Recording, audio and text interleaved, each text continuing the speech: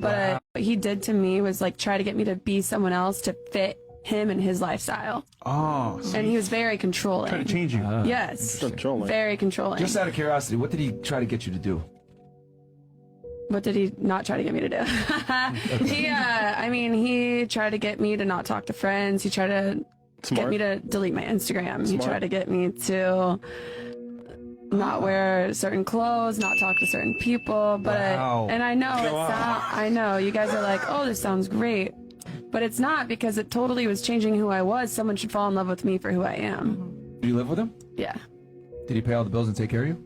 Well, he had to, because he didn't let me work. Okay. What did he do for a living? He is the vice president of a tech company. Okay, so he was a high earner. Yeah. Okay. Was he an attractive guy? Tall and all that? I mean, yeah. Would it be fair to say that guys like that are probably going to have standards? Everyone should have standards. And male standards, a lot of the times, I would argue, typically limit a woman's freedom to a degree. I mean, that's just the reality. That's how men are with women. They're territorial, and a man that actually cares about you, that has standards, they're typically going to limit your freedom to a degree, and that will encompass going out with certain friends, being on the internet, exposing yourself to certain things. I think a man, once he starts putting boundaries on you, it means he really cares about you. She doesn't get it. Why can't we be equal? Why do you feel superior to me? Well, let me ask you this. Do you want a man that's taller than you? Yeah. Would you prefer a man that's stronger than you physically?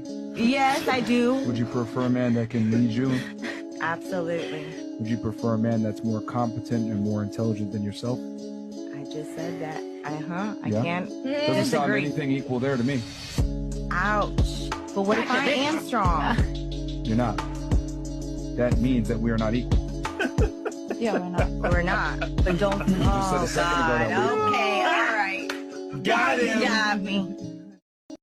And this won't be the last gotcha of the day. Far from it. Alright guys, it's time to talk about the civil war between Western women on social media, one that continues to grow with each passing month. It seems that whenever I'm doing research for videos, I'm now seeing a lot more women try to attack the sprinkle mob or the single motherhood axis powers. They hop in front of the camera, don the apron, and cook lunch for their husband working a 14-hour shift at 6 a.m. They stay silent. They usually don't voice an opinion unless they're addressing the fallen, and they take hours of content trying to explain why the Western system guided women down the wrong path by endorsing female employment and selling things like divorce rings. This is pissing a lot of feminists off. You scroll and swipe down the comments, finding tons of chicks ready to talk about how these women trying to correct course are pick-me's or hopeless trad wives, rejecting the suffrage movement and everything that spawned out of it.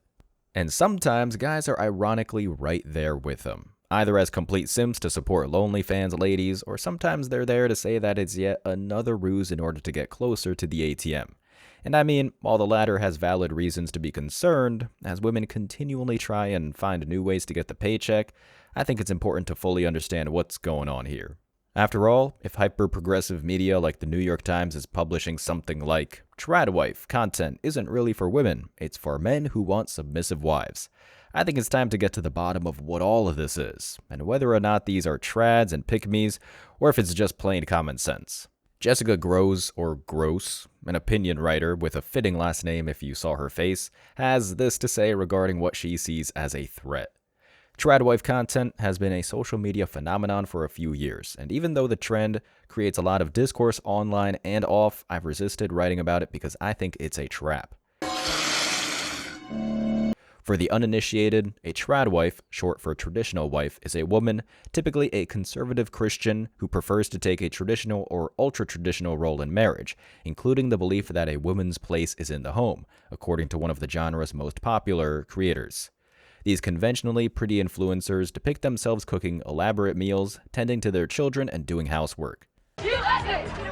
Their posts sometimes come with florid captions about the joy and freedom that come from submitting to their husbands, because biblical submission doesn't connote inferiority. They tend to dress either in 1950s cosplay or barefoot in gauzy long dresses. So normal. The whole discussion can be a trap because the content itself is meant to be a heightened provocation. Some TRADWIFE creators post things that they label as triggering opinions and then say they get so much hate for being stay-at-home moms, but they rely on that dissonance in order to create more engagement. These posts have a way of painting feminists as haters who resist their true nature and casting career women in opposition to women who don't work for pay. The reality is that stay-at-home moms and working moms are frequently just the same people at different points in their lives, and that content creation is a paying job. And this is where things get a little complicated, at least for the angry feminists. Jessica, I'll grant that some of those supposed tradwives wear low-cut clothing and basically make 1950s softcore.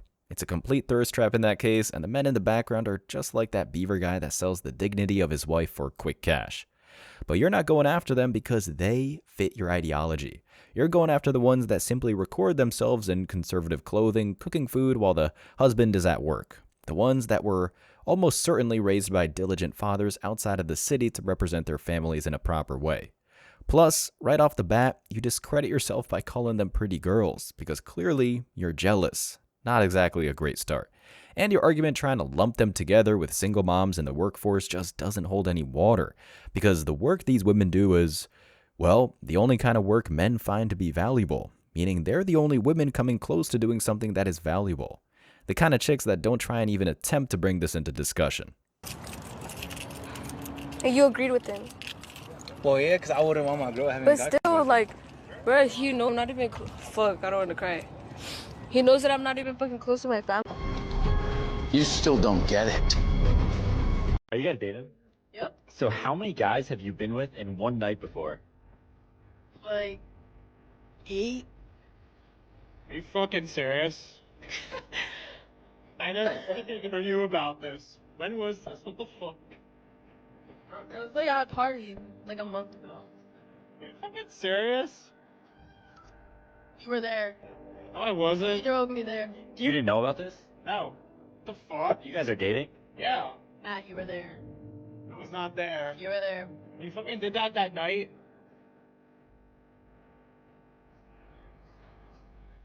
This is like awkward. I'm fucking done. I'm fucking done. I'm not. Wait, really? 8? I don't think that's a lot compared to like other people. Why? I know people that like that with like 10 people. Fucking serious? When was this? What the fuck? It was like at a party, like a month ago. Dude, you had your arm around her for far too long, but I'm getting distracted. Jessica, why don't we focus on the real problem here? The women who will play the train game after being dropped off at a college buddy's house and find it absolutely hilarious. The New York Times writer here goes on to talk about women not having the chance to raise kids at home and how it's always the male boogeyman that gets away scot-free. I'm not gonna even show it because it's always the same thing. Blaming the system that feminism warped to serve instant gratification in the hopes of portraying women that are still women as some kind of villain in their perverse journey. She goes on to say this after this. And as an avowed lover of #clean talk, I have no problem with content about household tasks, but that's separate from what the tradwives are often cynically pushing. When people criticize the way tradwives troll, they're very likely to respond that their detractors simply don't value the hard work of raising children and running a household, when many of their critics value that work tremendously and do it themselves. Oh, sure they do. That said, I'm not particularly concerned that young women watching TikTok are going to be so influenced by this content that they'll start fleeing the secular world en masse to submit to their husbands, live on farms, and bake aesthetic pies. Oh, now that's a horrible thought. That's because young women are increasingly rejecting this specific kind of domestic arrangement. That was made clear this week, when it seemed as if every woman online rose up to push back against a retrogressive college graduation speech by Harrison Butker, a kicker for the Kansas City Chiefs. As my newsroom colleagues Scott Cacchiola and Benjamin Hoffman report, Butker urged women to forego careers so that they could support their husbands. Okay, so it looks like I have my work cut out for me this week. Guys, plenty of you probably know about the football player's speech regarding traditional family life and the crazy feminist that, quote, stormed social media, as the loony here puts it. But the fact is, this wasn't the kind of uprising she was portraying. And why? Because in this Western hellscape, they're the ones doing absolutely whatever they want. There's nothing to rise up against but themselves. Moreover, that's pretty much the way it has been from the very beginning.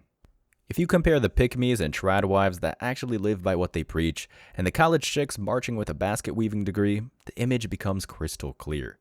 The college women are absolutely miserable with their decisions, while the traditional women they see as total rage bait don't really give a shit about them because they have nothing to worry about, aka what women can actually handle. Let's put them side by side, Jessica, just so you can see what normal people see on a daily basis. Rula, are you married? Yes. Cool. Yes. Is he happy? Oh, that's a weird question. Usually they ask if I'm happy. Yeah, but like, it's a different kind of an interview. I'm just, because he's not here, like, I want to show my care for him as well. Is he happy? Your answer is yes, no? You don't wanna answer that question? No. I think it's okay. I think we got the answer. Who we? That's me and the camera guy. You got it, bro? Well, fucking Exhibit B.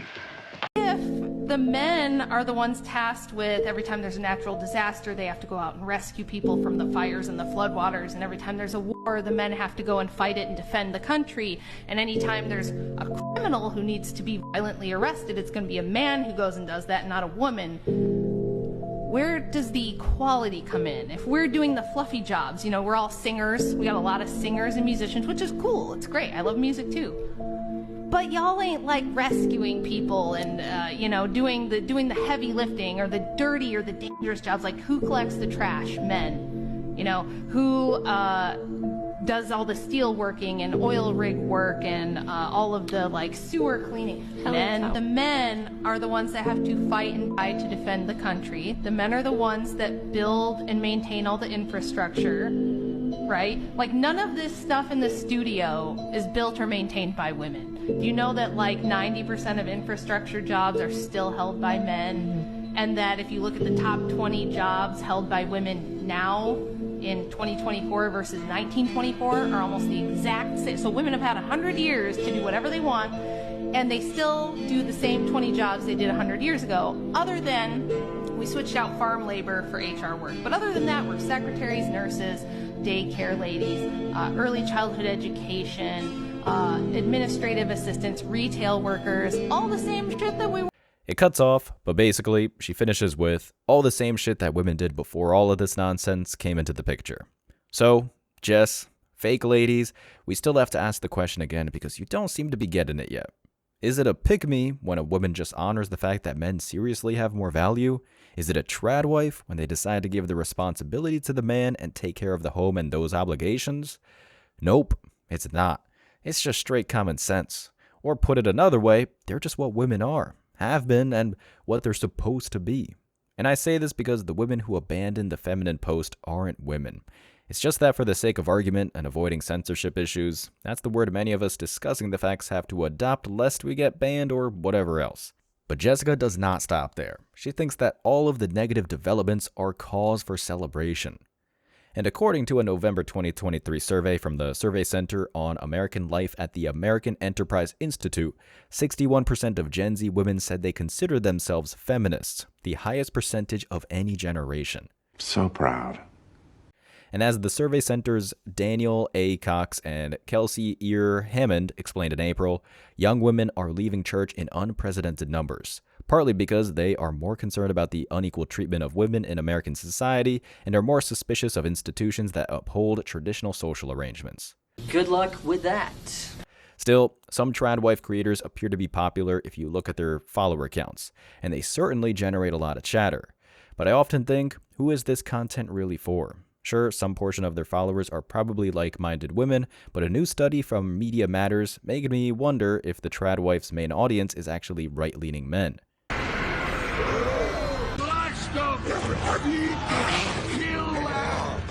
If there's anyone to worry about watching and absorbing tradwife content to the letter, I suspect that it's these men. There are too many stories about fathers and husbands who abuse the power they have over their families, and too many stories about the wives and children who flee their coercive control.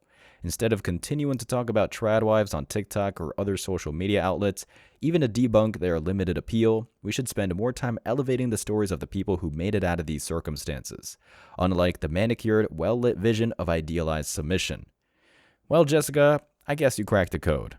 And we should all be happy that you and the single moms out there raised an entirely new wave of entitled harpies that have convinced most Gen Z men to just work hard and find something elsewhere. Because his point is that all you have achieved, and it's not just tradwives and pick-me's that see your supposed success story. You know why a lot of men laugh at women and treat us like we're idiots? Okay, no, they're not dicks.